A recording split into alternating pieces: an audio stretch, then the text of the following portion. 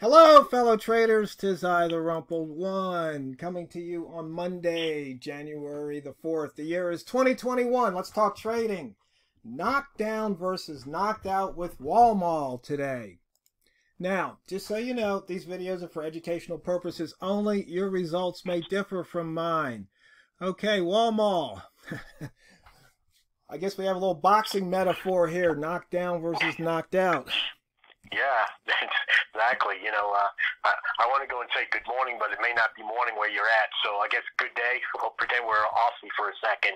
But yeah, it's one of those things where you got to have your trading plan in place and have all your rules in place so that you don't get knocked out.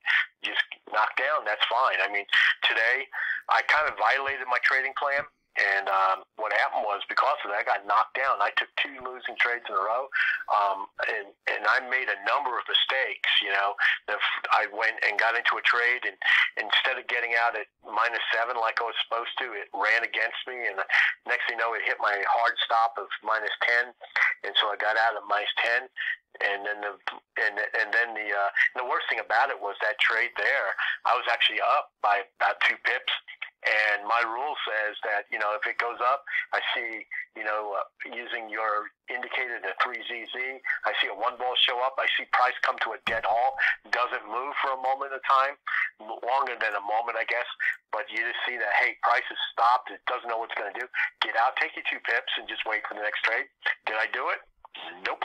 So I got knocked down because of that. And then I was supposed to get out at 7, but the problem was that price moved so fast past that 7, I couldn't get out. And by the time I hit the button, I was down -10.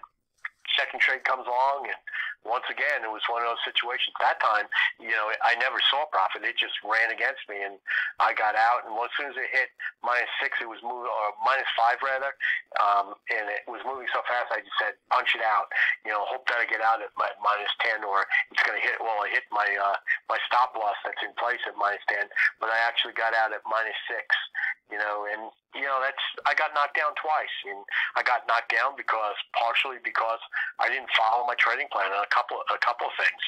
The first thing right off the bat is that I don't trade on the first day back after some type of holiday. I didn't trade on Thursday of last week, didn't trade on Friday of last week because the market's being closed. And, so should I have traded? No, I probably shouldn't have been trading. But I was, luckily what I did was I did do one thing correct, and as I was trading a demo account today. So I'm glad that I did that. So at least I was doing that. But normally what I like to do is after a holiday, just don't trade at all. Don't, watch the charts. Don't even demo trade. Just watch the charts. Just see what it's doing, but, I'm now down 16 pips. So my hard stop to get out of everything and not trade anymore is 3 full losses.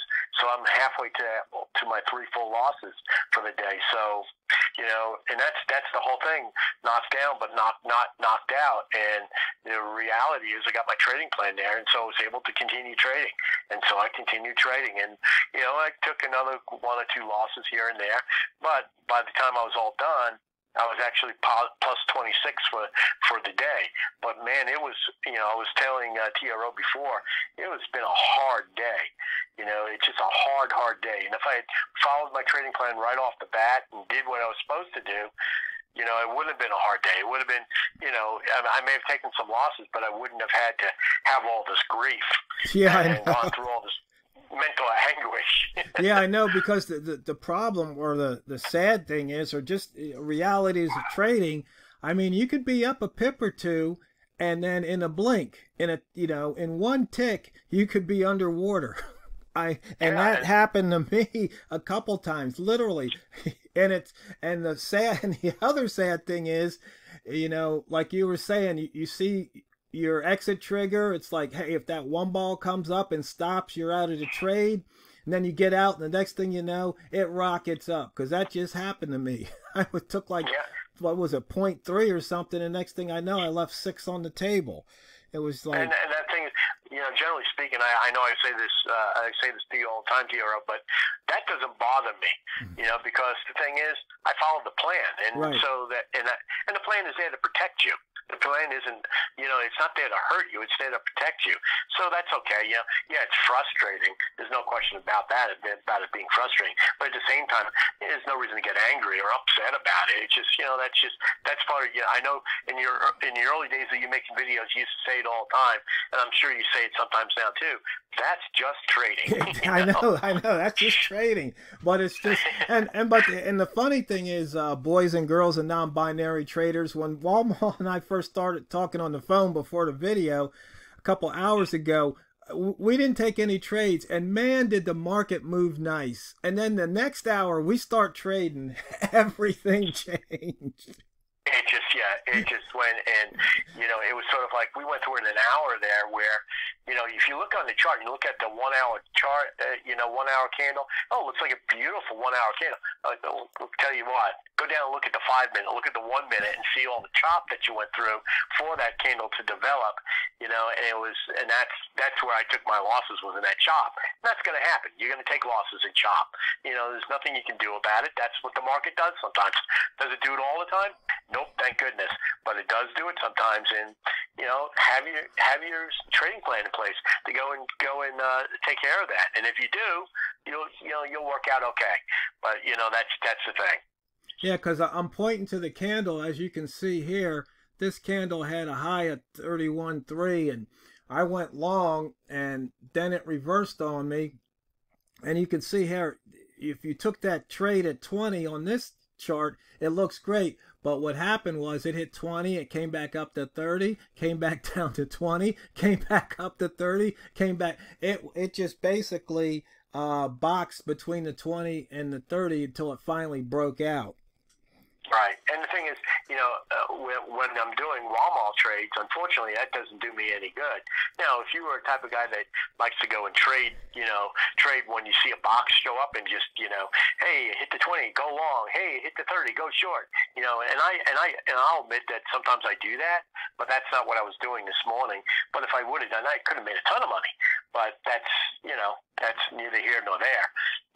That's as you like to say, Harry hindsight, and it's like, you can't go and predict that to happen. What you can do is, if you see a pattern developing like that and it's done it twice, well, okay, now start look for an entry at that, look for a long entry at that 20. And if you got something that goes and puts in front of you, and when I say look for a long entry, I'm not talking about just the fact that the price is going up. Look for something that, that shows that it's not just going up, it's not just momentum, but there's something else that's there that's showing you, hey, this really looks like it's going to go up.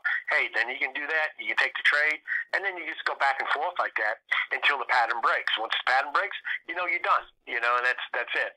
And there have been days where, I've gone and, done 4, sometimes even 5 trades like that, picked up 3 to 5 pips on each one of those trades, and then you take a loser where you lose 7 to 10 pips.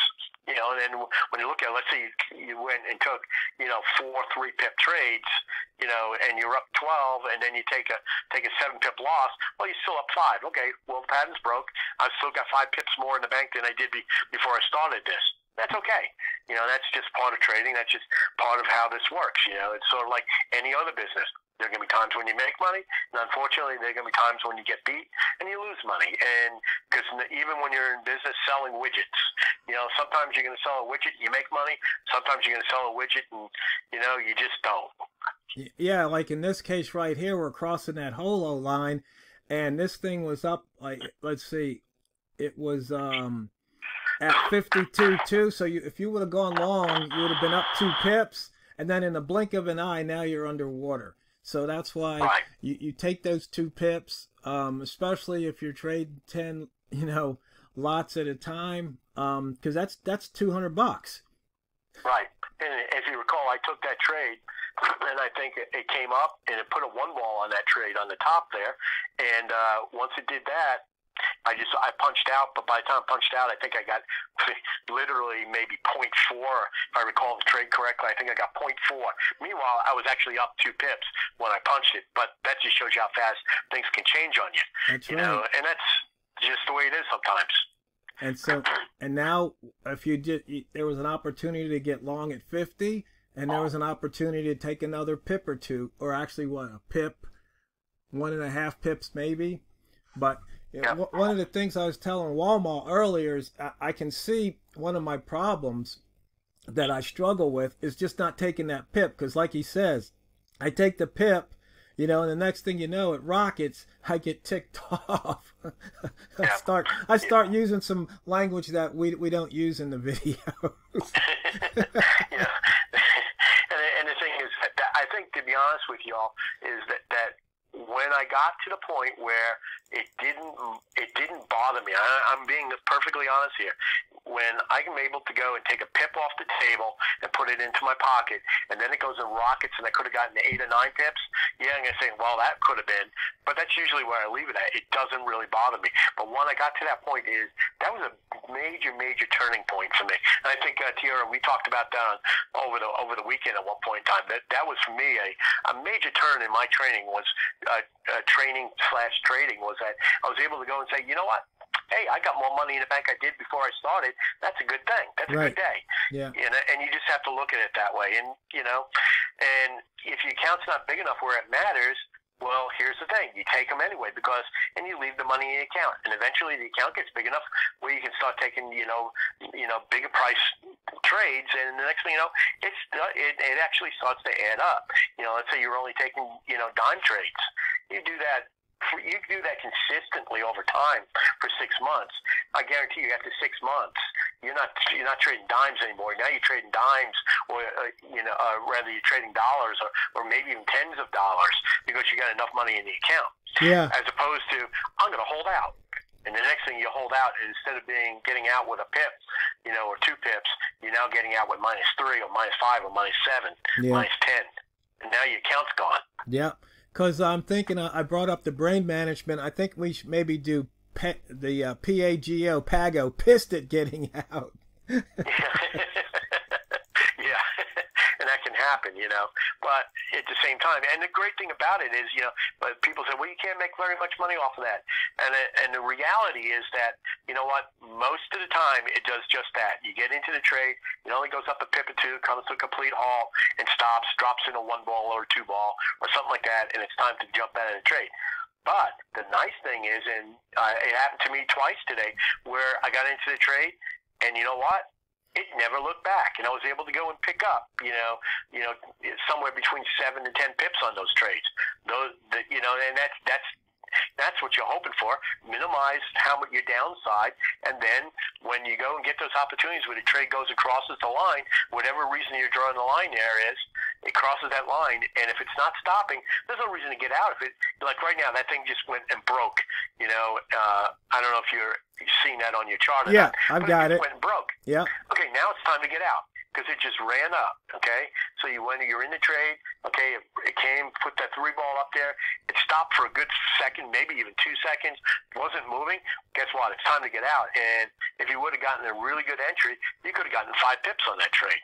Or more than that. Yeah, if you would have gotten long at 50, that was worth 7, 8 pips. Right, exactly. But the thing is, it doesn't happen every time. Okay, that's fine. Doesn't happen every time, and but when it does, it's well worth it. And at the same time, if I would have, if I had not gotten out where I said to get out, instead of getting out with, I'm looking at right now, you could have gotten 7 pips. If you wouldn't have gotten out where I said to get out, you would have only gotten 3 pips. That's to me a little bit more aggravating, because the type of thing, you had the money, you literally had it, and you gave it back. Well, you had the opportunity to take it. You didn't take it. And then here, here's a perfect example about me getting pissed off. If I would have went long here, this candle hit a high of 52.8. It started dropping. I would have probably punched out. It came back down and then rocketed right back through. That right there. That would have been a perfect opportunity, or a perfect example of me getting pissed at getting out. But you know what, fellow traders? The fastest 15 minutes in trading is gone again. So hopefully that little discussion may help you for this year. I sure hope it does. And when you sit down and trade, always remember, never forget, it's not what you trade, it's how you trade it. So go out there and drain the banks.